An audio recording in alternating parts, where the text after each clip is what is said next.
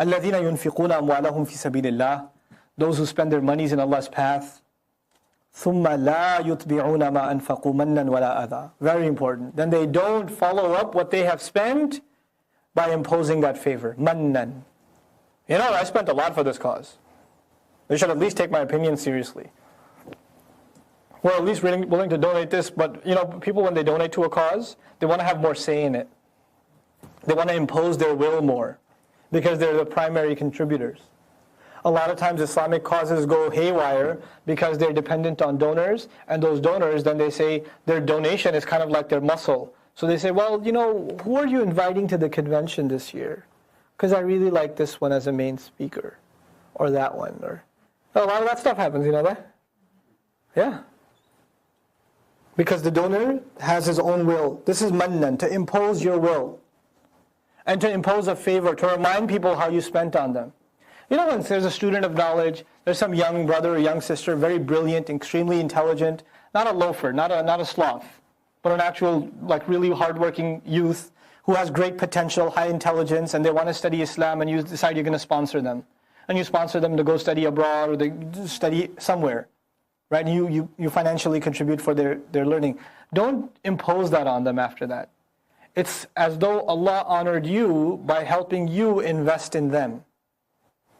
You built your akhirah with that, not them. They're going to do what they're going to do, but Allah used them as an opportunity for you to earn your akhirah.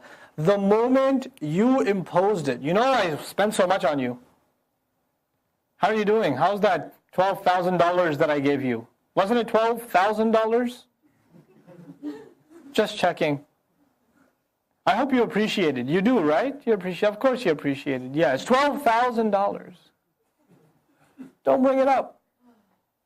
Don't impose. ثُمَّ لَا يُتْبِعُونَ مَنًّا وَلَا أَذًى. They don't bring it up imposing it. Nor do they bring it up to cause pain. You know that brother, I sponsored him. Why are you going to say that? Why are you going to humiliate someone like that?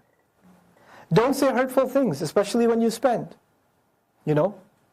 Sometimes people just like saying that kind of stuff. And it's offensive. It's offensive. But people do it. And Allah says, you know when you do it, all that sadaqah you gave went to nowhere.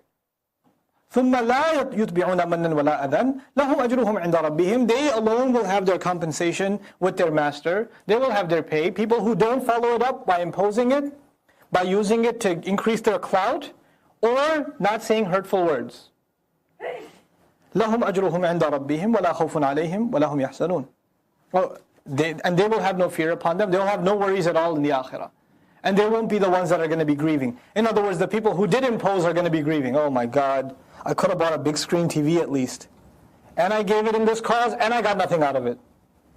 People who waste their infaq fi sabilillah, who give in the path of Allah, they obviously could have used that money for dunya.